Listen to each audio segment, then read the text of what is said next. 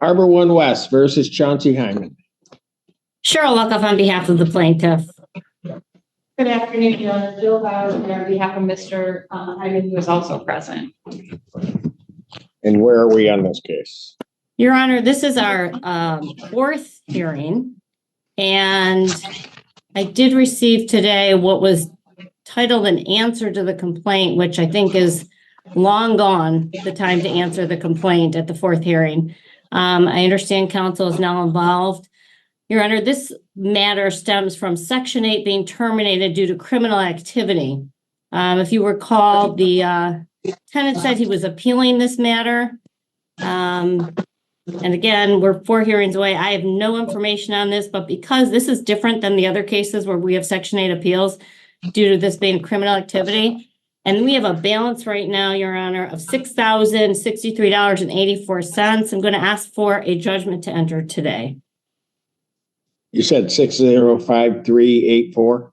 606384 with court costs. Yes. 6384. All right. Good afternoon, Your Honor.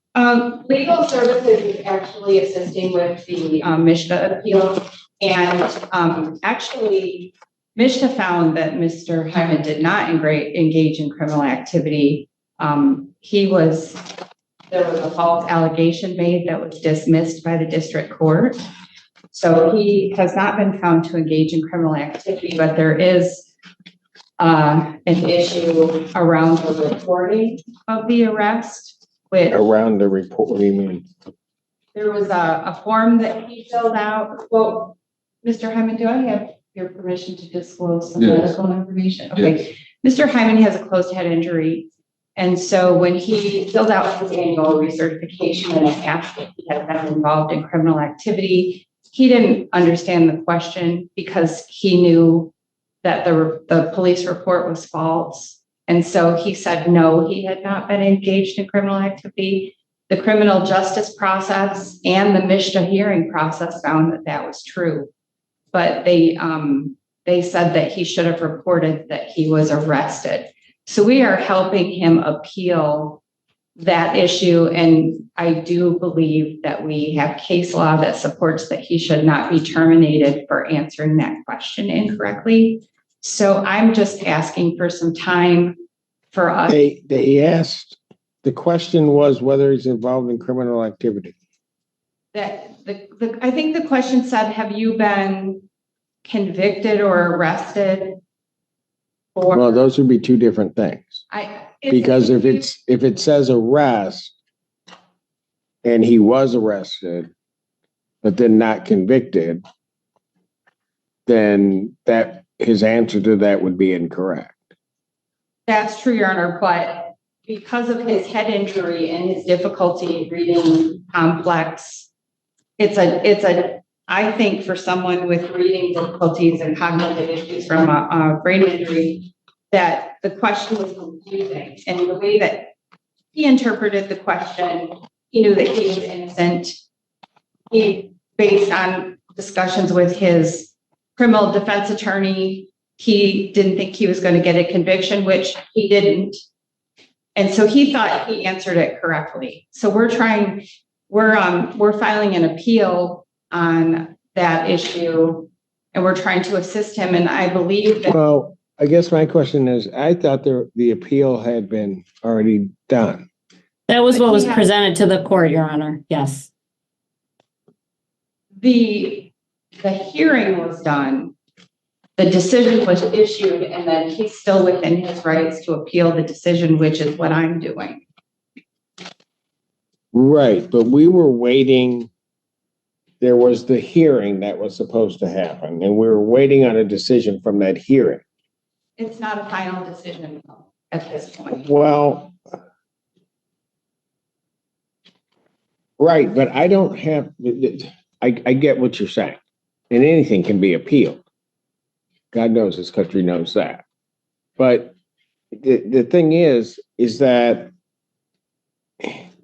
at some point, the reason that this was being pushed out was because Mr. Hyman had indicated he was having a hearing that was going to resolve it. Well, he didn't have benefit of any legal services counsel. He had. But okay, and I hear you, but the issue really becomes there's the initial determination that terminated his Section 8. He's then tells us, and adequately so, tells us that there's going to be a hearing. We delay it out for the hearing. The hearing comes back and says, what? The hearing comes back and says that the ALJ did not determine him to have committed criminal activity, but they did determine that he did not report the arrest.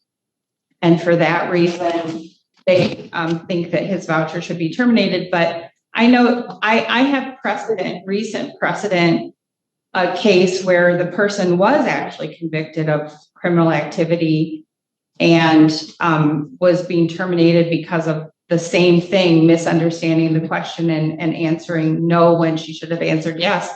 In that case, her voucher was reinstated. Your Honor, that's why I'm telling. Go ahead. I'm sorry. That's why I'm telling the court I feel like he has a strong case to get it reinstated. But where's that appeal going to? That appeal is going to the director of MSHA, Clarence Stone. And at what point what point would an answer come?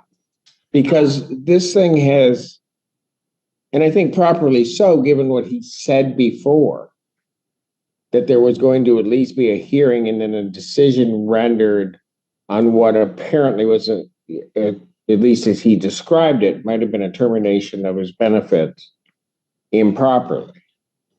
John, I was unaware that there wasn't a final termination. So I was like, I didn't know. I'm thinking after that, that was my final chance to really figure this all out.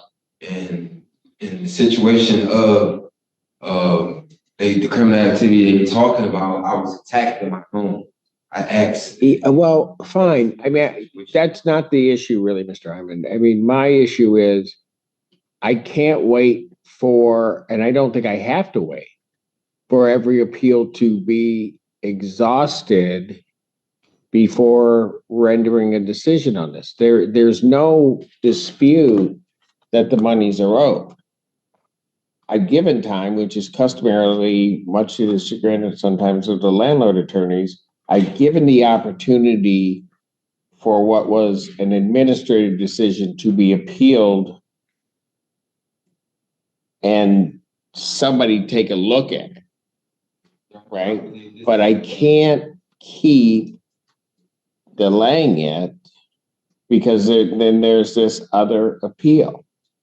And I know what comes next, because once you have then the decision of the director, and that being the final decision of an administrative agency, you're going to ask me to keep going, because then from that, you can appeal to circuit court. You can't appeal it from circuit court from this standpoint. It just can't be delayed out this way. That's for a little bit more time because I was unaware before I even paid the 45 all my money, my total savings, that it was the apartment inside of our apartment complex that's infested with mold. So I was totally. All right, Your Honor, I'm sorry. We're getting into mold now. That's never been brought up. Yes, it had.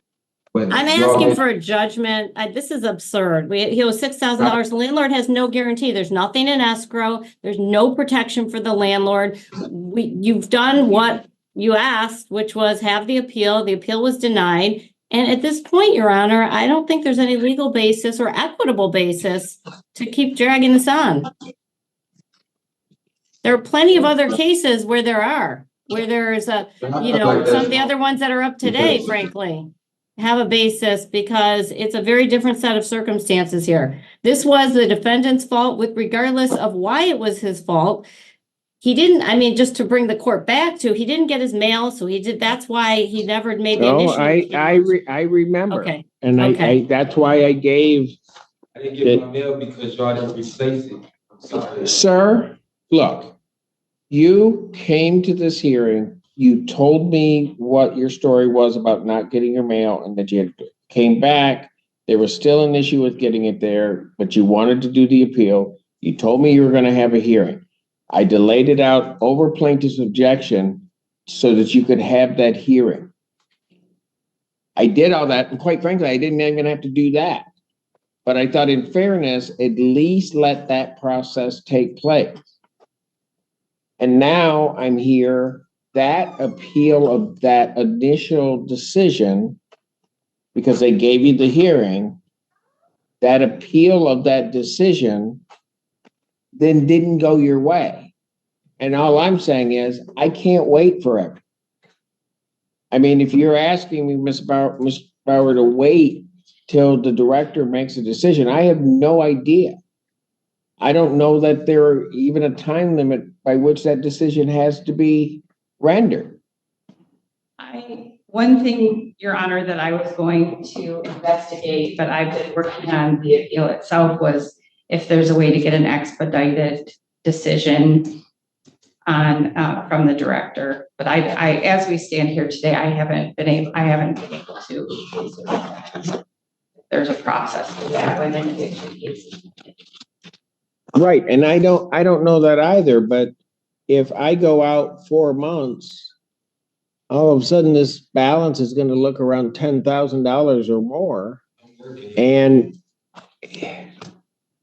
Your Honor, I was just going to ask for, I was going to ask if we could go out to April 12th, and then Your Honor, I strongly object to that. April, this is just, there's no, I mean, I'm sorry, Mr. Hyman did not obtain counsel. Folks, I'm not doing that. I've given the opportunity. I mean, I give people chances to at least explore it because I realize these administrative agencies can make mistakes. But once that happens, something's got to be done with this case. I understand, Your Honor. I just, we just got involved and I was hoping to get an opportunity to remedy it before he became unhoused. Your Honor, this kind of like, I'm going to make payment. I just got this employment, like my first check is in 2 weeks. So it's not like it's going to keep going up. All my checks is going towards my situation. Just as all my savings. So the balance is not going to keep rising. I just leave this employment. But you're not going to be able to pay the entire monthly rent. Your Honor, I did a calculation. He's going to net $240 a week while he's in the training period, and then he's going to get bumped up to full time. I did do that calculation to see. And so what would that, I don't understand what you're trying to tell me. I'm saying he could start paying escrow. He could start putting money into escrow in 2 weeks. But, okay. What's the monthly rent on this unit? Your Honor, if I may just ask, first of all, today he can put 900 into escrow. Is that what you're saying? Because he doesn't pay his rent. He hasn't paid his rent. And I'm not sure what the point of the court rules are if this continues, this particular case, because I don't know what the point of any of the court rules are. Thank you, that was left. I can't do it. I mean, Ms. Bauer, at some point, regrettably, he's got a fish or cut bait. I've given him his opportunity.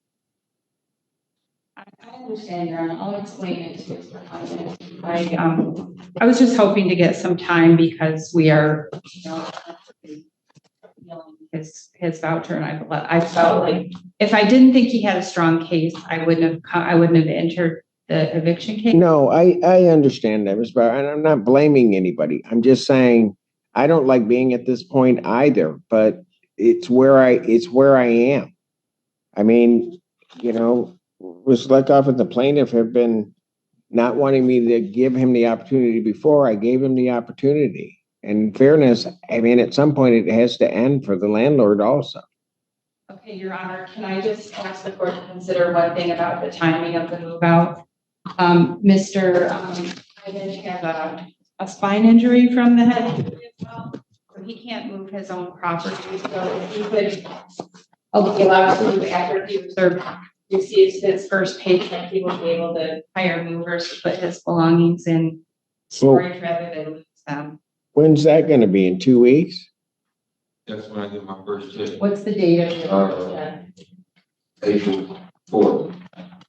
Your Honor, I'm going to ask you to keep this in March. I mean, they just said, I'm a little confused because I just heard that we're going to be able to put $900 in escrow, but now he needs until April to get money to move. I can't have another month's rent added to this ledger. I can't even explain this to my client. And every other tenant that doesn't get this consideration. Well. So I said I exhausted all my savings with this. And on top of that, I did not know I was dealing with a situation in the same apartment complex. Or I would have took all my savings and then I would have just found somewhere to go. So now I'm just left with nothing. Well, actually, I understand all of that, Mr. Hyman. My point to this is I've given an opportunity for it to go through. If what you had said to me, and it may very well be true, I mean, I'm not saying anything. I'm letting you go through that process to appeal it, have somebody else look at what that determination was, because you told me, you were on Zoom, you told me very emphatically, that's not right. I didn't get my mail, and the decision that they made isn't the correct decision. I took you at your word. I said, fine, appeal it to them. They've made their decision. It's not my decision, it's their decision that they've made. So the real question is that there isn't an issue here for me to try. The answer is untimely, clearly. So I'm going to rule that the answer that's been filed is an untimely answer.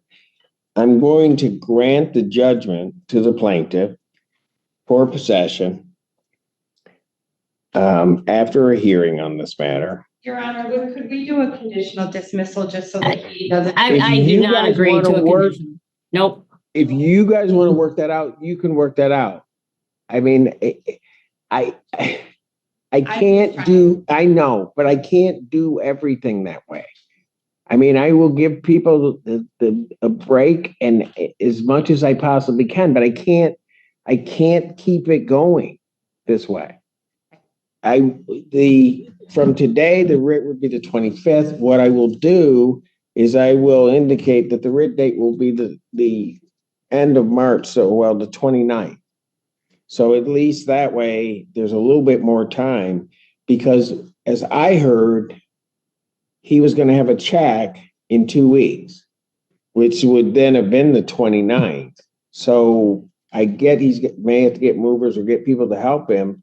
So I'm going to extend it out, so maybe that can happen. Thank you, Your Honor. Thank you.